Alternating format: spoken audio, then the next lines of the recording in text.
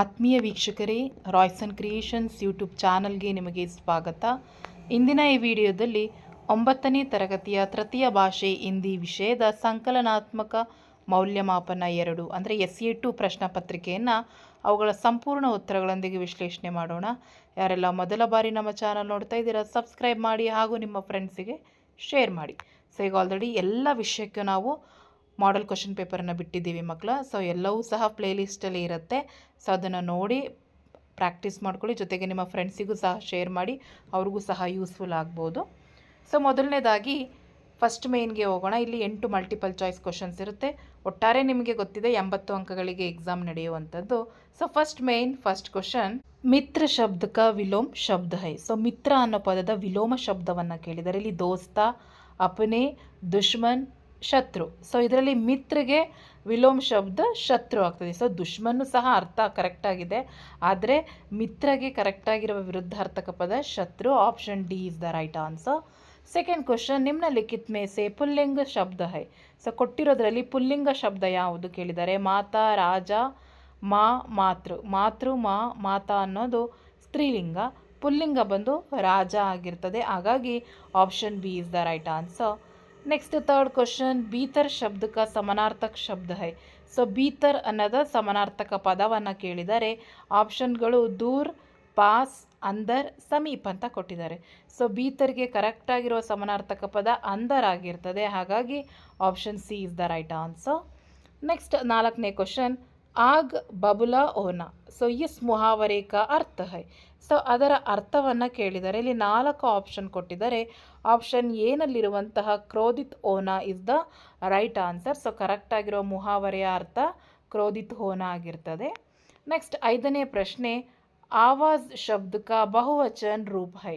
So ಆವಾಜ್ ಅನ್ನೋ ಪದದ ಬಹುವಚನ ಕೇಳಿದರೆ ಅದು ಆವಾಜ್ ಆಗಿರ್ತದೆ. ಹಾಗಾಗಿ option A is the right answer.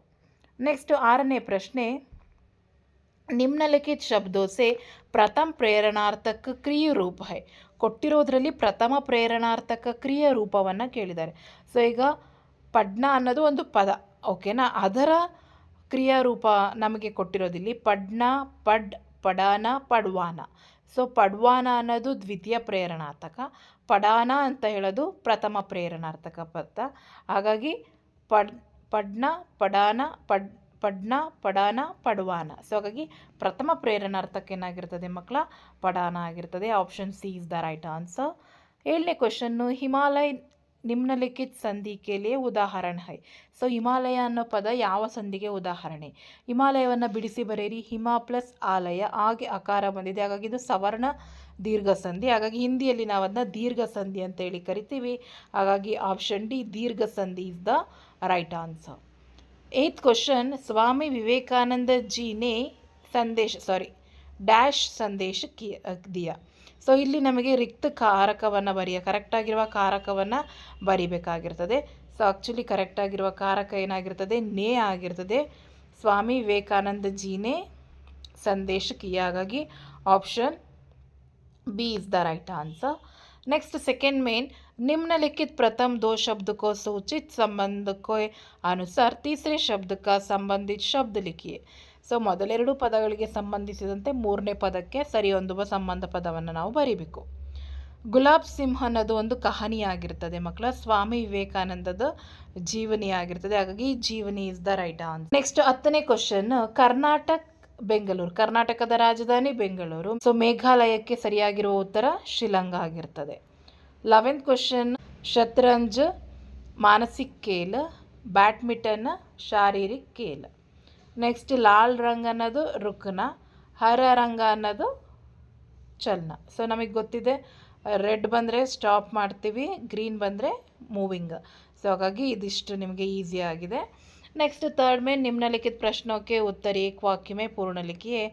खेलों की दुनिया कैसी है. ಸೊ ಆಟ ಆಡುವವರ ಹೇಗಿರ್ತಾರೆ, ದುನಿಯಾ ಹೇಗಿದೆ ಅಂತ ಹೇಳಿ ಕೇಳಿದ್ದಾರೆ. ಖೇಲೋ ಕಿ ದುನಿಯಾ ಮೇ ಸದಾ ಆನಂದ್ ಅವರ ಉಲ್ಲಾಸಕ ವಾತಾವರಣ ರಹತಾ, ಯಾವಾಗಲೂ ಖುಷಿ ಹಾಗೂ ಸಂತೋಷದಿಂದ ಕೂಡಿರುತ್ತೆ. ನೆಕ್ಸ್ಟ್ 14ನೇದು, ಸೋಲಾರ್ ಕುಕ್ಕರ್ಗೆ ಹಿಂದಿ ಮೇ ಕ್ಯಾ ಕಹಾ. ಸೊ ಸೋಲಾರ್ ಕುಕ್ಕರ್ಗೆ ಹಿಂದಿಯಲ್ಲಿ ಏನಂತ ಹೇಳಿ ಕರೀತಾರೆ, ಸೌರ ಚುಲಾ ಪಾಚಕ್ ಕರ್ತೆ ಹೈ. ನೆಕ್ಸ್ಟ್ 15ನೇ ಪ್ರಶ್ನೆ, ಜೀವ ಜಗತ್ಗೆ ಮಿತ್ರ ಕೌನ್ ಕೌನ್ ಹೈ. ಸೊ ಜೀವ ಜಗತ್ತಿನ ಮಿತ್ರ ಯಾರ್ಯಾರು? ಧ್ವನಿ, ಮಿಟ್ಟಿ, ಜಲವಾಯು जीव जगत में मित्र है. नेक्स्ट 16ನೇ क्वेश्चन, किसकी गाती रुकी नहीं है? जीवन की गाती रुकी नहीं है. नेक्स्ट 4th में निम्नलिखित प्रश्नों के उत्तर 2-3 वाक्य में लिखेली. 2 ಅಂಕಗಳಿರ್ತವೆ ಪ್ರತಿ ಪ್ರಶ್ನೆಗೆ. 16ನೇ ಪ್ರಶ್ನೆ, ಮಾಹಿತಿ ಬಜಾರ್ के बारे में आपकी आशय क्या है लिखिए. ಸೊ ಮಾಹಿತಿ ಬಜಾರ್ ಬಗ್ಗೆ ಬರೀಲಿಕ್ಕೆ ಕೇಳಿದ್ದಾರೆ. नेक्स्ट 18ನೇದು, ಬ್ರಾಹ್ಮಣ के घर में सब लोग क्यों रो रहे हैं. ಯಾಕೆ ಎಲ್ಲರೂ ಅಳ್ತಾ ಇದ್ರು? ಯಾಕೆ ಅಂತ ಹೇಳಿದ್ರೆ, बकासुर को खाने के लिए ಬಾರಿ ಕಲ್ ಬ್ರಾಹ್ಮಣ್ ಕಿ ತಿ. ಸೊ ನಾಳೆ ಬ್ರಾಹ್ಮಣನ ಕುಟುಂಬಕ್ಕೆ ನಾಳೆ ಬಕಾಸುರನ ಬಳಿ ಹೋಗಲಿಕ್ಕೆ ಇರ್ತದೆ. ಹಾಗಾಗಿ ಎಲ್ಲರೂ ಸಹ ಅಳ್ತಾ ಇರ್ತಾರೆ. ಯಾಕೆಂತ ಹೇಳಿದರೆ, ಬ್ರಾಹ್ಮಣ ಅವರು ಉಸ್ಕಿ ಪತ್ನಿ ದೋನೋ बकासुर के पास जाने के लिए बहस कर रहे थे. तब उनकी बेटी उन दोनों को मन करके खुद जाने की बात करती है. इसलिए ब्राह्मण के घर में सब लोग रो रहे हैं. ನೆಕ್ಸ್ಟ್, ವಿಭು ಕ್ಯೂ ಚೌಂಕ್ ಗಯಾ. ಸೊ ವಿಭು ಕ್ಯೂ ಚೌಂಕ್ ಗಯಾ ಅಂತ ಕೇಳಿದ್ದಾರೆ. ನೋಡಿ, ಇದಿಷ್ಟು ಆನ್ಸರನ್ನು ಬರೆದ್ರೆ ನಿಮಗೆ ಕಂಪ್ಲೀಟ್ ಮಾರ್ಕ್ಸ್ ಸಿಗುತ್ತೆ. ನೆಕ್ಸ್ಟ್ 20th ಕ್ವಶನ್, सौर लालटेन के बारे में लिखिए. सो सौर लालटेन हल्का होता है. इसे जलाने के लिए मिट्टी का तेल, पेट्रोलियम या जैसे की ज़रूरत नहीं पड़ती. यह तो और ऊर्ज से ही चलता है.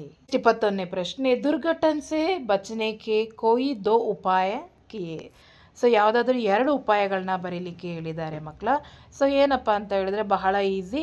ಸಂಕೇತ का पालन करना चाहिए. ನೆಕ್ಸ್ಟ್, ಹಮೇಶಾ ಹೆಲ್ಮೆಟ್ ಪಹನಾನಾ चाहिए. ಯಾವಾಗಲೂ ಹೆಲ್ಮೆಟನ್ನು ಧರಿಸಿರಬೇಕು ಮತ್ತು ಸೂಚನೆಯನ್ನು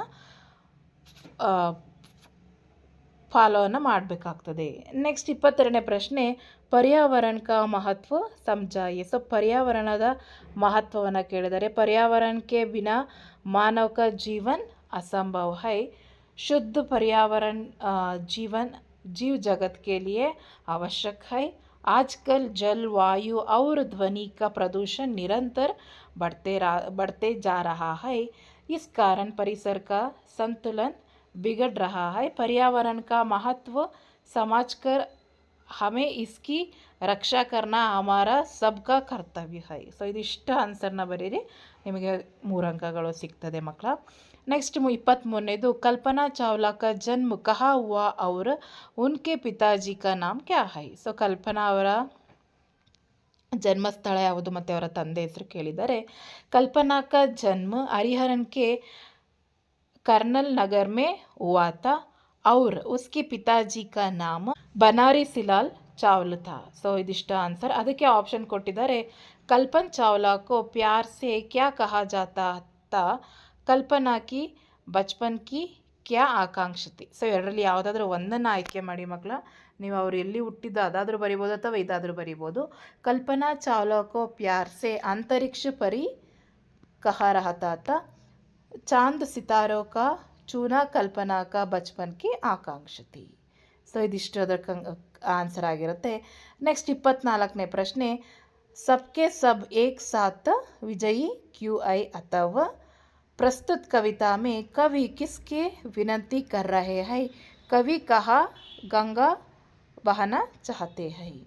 सो प्रस्तुत कविता में कवि ईश्वर की विनती कर रहे हैं. कवि आग के विपिन में ಗಂಗ್ ಕಹನ ಚಾಯಿ. ಇದಿಷ್ಟು ಬರೆದ್ರೆ ನಿಮಗೆ 2 ಅಂಕ ಸಿಗ್ತದೆ ಮಕ್ಕಳ. ನೆಕ್ಸ್ಟ್ 5th ಮೇನ್, ಇಲ್ಲಿ 3 ಅಂಕದ ಪ್ರಶ್ನೆಗಳು ಬರ್ತದೆ. 25ನೇ ಪ್ರಶ್ನೆ, ಬಾಯಿ ಕೋ ಬಹನ್ ಕೈಸೆ ವಿದಾ ಕರ್ತಿ ಹೈ. ಯಾವ ರೀತಿ ವಿದಾಯವನ್ನು ಹೇಳ್ತಾಳೆ. ಸೊ ಇಲ್ಲಿ ನೋಡಿ, ನಿಮಗೆ ಇದಕ್ಕೆ ಕಂಪ್ಲೀಟ್ ಆನ್ಸರ್ ಇದಿಷ್ಟಿದೆ, ಇದನ್ನು ನೋಡ್ಕೊಳ್ಳಿ. ನೆಕ್ಸ್ಟ್ 26ನೇದು, ವಿವೇಕಾನಂದನೇ ಕೌನ್ಸ ವ್ರತ ಲಿಯಾ. ಸೊ ವಿವೇಕಾನಂದಜಿಯವರು ಯಾವ ಒಂದು ವ್ರತವನ್ನು ತೆಗೆದುಕೊಳ್ತಾರೆ. ರಾಮಕೃಷ್ಣ ಪರಮಹಂಸ के संदेश को सारे विश्व में फैलाने का और दिन सुखी लोगों के सेवा और सहायता करने का व्रत लिया. नेक्स्ट, बाबूबाई मन ही मन क्या सोचने लगे ಅಂತ ಕೇಳಿದ್ದಾರೆ. ನೆಕ್ಸ್ಟ್ ಕಿತ್ತೂರು साम्राज्य की समृद्धि के बारे में लिखिए. ಯಾವ ರೀತಿಯಾದ ಸಮೃದ್ಧಿಯಾಗಿತ್ತು. उन दिनों कित्तूर कर्नाटक राज्य के व्यापार का प्रसिद्ध केंद्र भी था. देश विदेश के व्यापारी कहा के बाजार में हीर जवारते खरीदारे के लिए आया करते थे.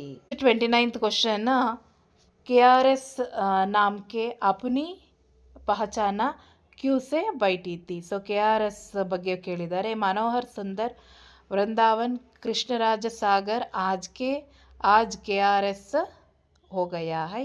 इसका लघु कारण वहीं पर नहीं रुका है.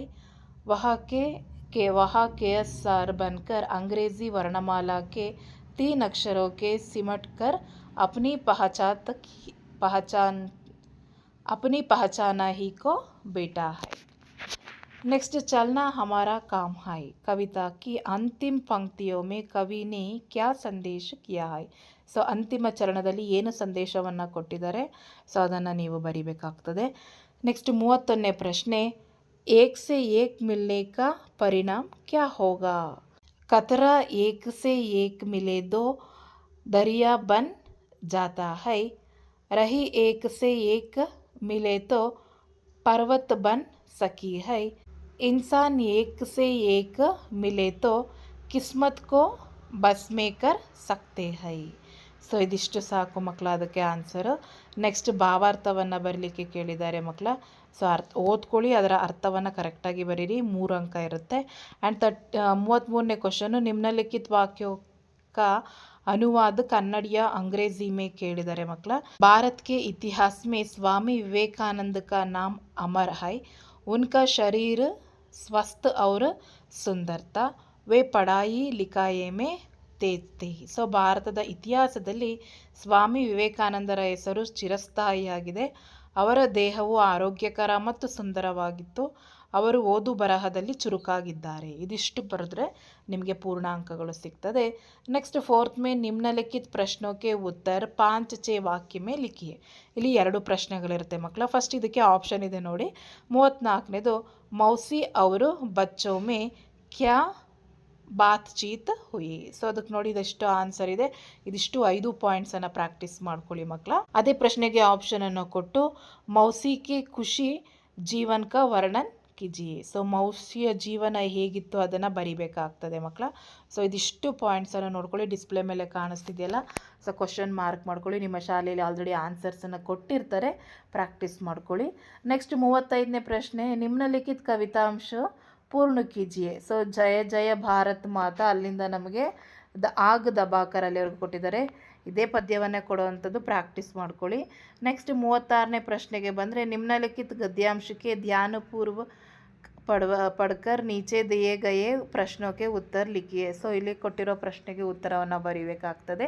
ನೋಡಿ, ಪ್ಯಾಸೇಜನ್ನು ಓದ್ಕೊಳ್ಳಿ. 4 ಸಹ ಈಸಿಯಾಗಿರುವಂತಹ ಕ್ವಶನನ್ನೇ ಕೊಟ್ಟಿದ್ದಾರೆ ಮಕ್ಕಳ. ಸೊ ಇದು ನೋಡಿ, ಆನ್ಸರು ಸಹ ಡಿಸ್ಪ್ಲೇ ಮೇಲೆ ಕಾಣಿಸ್ತಾ ಇದೆ. ನೋಡ್ಕೊಳ್ಳಿ, ಒಂದು ಸರಿ ವಿಡಿಯೋ ಪಾಸ್ ಮಾಡ್ಕೊಳ್ಳಿ ಅಥವಾ ಸ್ಕ್ರೀನ್ಶಾಟ್ ತೊಗೊಂಡು ಪ್ಯಾಸೇಜ್ ಓದ್ಕೊಳ್ಳಿ, ಅದಕ್ಕೆ ಆನ್ಸರನ್ನು ನೋಡ್ಕೊಳ್ಳಿ. ಆ್ಯಂಡ್ ನೆಕ್ಸ್ಟ್ 8ನೇ ಮೇನಿಗೆ ಬಂದರೆ 37ನೇ ಪ್ರಶ್ನೆ, ಪ್ರಬಂಧ. ನಿಮಗೆ ನಿಬಂಧನ ಕೊಟ್ಟಿರ್ತಾರೆ. 3 ನಿಬಂಧಗಳನ್ನ ಕೊಟ್ಟಿರ್ತಾರೆ ಮಕ್ಕಳು. ಅದರಲ್ಲಿ ಫಸ್ಟ್ ನೀವು ಜನಸಂಖ್ಯಾ ಕಿ ಸಮಸ್ಯೆ, ಪರ್ಯಾವರಣ ಕಿ ರಕ್ಷಾ ಆ್ಯಂಡ್ ಬೇರೋಜ್ಗಾರಿ. ಸೊ ನಿರುದ್ಯೋಗದ ಬಗ್ಗೆ ಮತ್ತು ಪರಿಸರದ ಬಗ್ಗೆ ಕೊಟ್ಟಿದ್ದಾರೆ, ಜನಸಂಖ್ಯಾ ಸಮಸ್ಯೆ ಬಗ್ಗೆ ಕೊಟ್ಟಿದ್ದಾರೆ. ಫಸ್ಟು ಅರ್ಥ ಬರೀರಿ, ಆಮೇಲೆ ಜನಸಂಖ್ಯಾ ವೃದ್ಧಿಯ ಪರಿಣಾಮವನ್ನು ಬರೀರಿ, ನಿಯಂತ್ರಣ ಹೇಗೆ ಮಾಡಿದರೆ ಉಪಸಂಹಾರ. ಸೊ ಪ್ರತಿಯೊಂದರಲ್ಲೂ ಇದೇ ರೀತಿ ನೀವು ಬರೆದ್ರೆ ಮಕ್ಕಳು ನಿಮಗೆ ಪೂರ್ತಿ ಅಂಕಗಳು ನಿಮಗೆ ಸಿಗ್ತದೆ. ಯಾಕೆಂದರೆ ಪ್ರಸ್ತಾವನೆಗೆ ನಿಮಗೆ 1 ಅಂಕ ಇರ್ತದೆ, ವಿಷಯ ವಿಸ್ತಾರಕ್ಕೆ ನಿಮಗೆ 2 ಇರುತ್ತೆ, ಉಪಸಂಹಾರಕ್ಕೆ 1 ಅಂಕಗಳು ಸಿಗ್ತದೆ. ಆ್ಯಂಡ್ ಲಾಸ್ಟ್ ಮೇನಿಗೆ ಬಂದರೆ ಮಕ್ಕಳ, ನಿಮ್ನಲಿಖಿತ ವಿಷಯಕ್ಕೆ ಬಾರೆ ಮೇ ಪತ್ರ ಲಿಖಿಯೇ ಇರುತ್ತೆ. ಒಂದು ಸಕಾರಣ ದೇತೆ ಹುಯೇ 3 दिन का छुट्टी, 3 ದಿನದ ಚುಟ್ಟಿ ಪತ್ರ ಕೇಳಿದ್ದಾರೆ. ಅಥವಾ ಇನ್ನೊಂದು ಅಪ್ನಿ ಪಢಾಯಿ ಕೆ ಬಾರೆ ಮೇ ಬತಾತೆ ಹುಯೇ ಪಿತಾಜಿ ಕೋ ಏಕ್ ಪತ್ರ ಲಿಖಿಯೇ. ಸೊ ಪತ್ರ ತಂದೆಗಾದರೂ ಬರಿಬೋದು ಅಥವಾ ನೀವು ಚುಟ್ಟಿ ಪತ್ರವನ್ನಾದ್ರೂ ತಗೋಬೋದು ಮಕ್ಕಳ. ಸೊ ಹಾಗಾಗಿ ನೋಡ್ಕೊಳ್ಳಿ, ಇದೇ ರೀತಿ ಬರೆದ್ರೆ ನಿಮಗೆ ಕಂಪ್ಲೀಟಾಗಿ 5 ಅಂಕಗಳು ಈ ಮೇನಲ್ಲಿ ಸಿಗ್ತದೆ. ಹಾಗಾಗಿ ಈಸಿ ಇದೆ, ಸೇಮ್ ನಿಮ್ಮ 10th ಪ್ಯಾಟ್ರನ್ನೇ ಇರ್ತದೆ ಮಕ್ಕಳ, ಏನೂ ವ್ಯತ್ಯಾಸ ಇರೋದಿಲ್ಲ. ಸೊ ಬಹಳ ಈಸಿ ಇದೆ, ಹಿಂದಿಯಲ್ಲಿ ನೀವು ಒಳ್ಳೆ ಅಂಕಗಳನ್ನ ತೆಗೆದುಕೋಬೋದು. ಹಾಗಾಗಿ ಈ ಕ್ವಶನ್ ಪೇಪರ್ನ ಪ್ರಾಕ್ಟೀಸ್ ಮಾಡ್ಕೊಳ್ಳಿ. ಪ್ರಿಪೇರ್ ಆಗಿ ನಿಮ್ಮ ಫ್ರೆಂಡ್ಸಿಗೂ ಸಹ ಶೇರ್ ಮಾಡಿ ಅಂತ ಹೇಳ್ತಾ ವಿಡಿಯೋ ಎಂಡ್ ಮಾಡ್ತಾಯಿದ್ದೀನಿ. Thank you.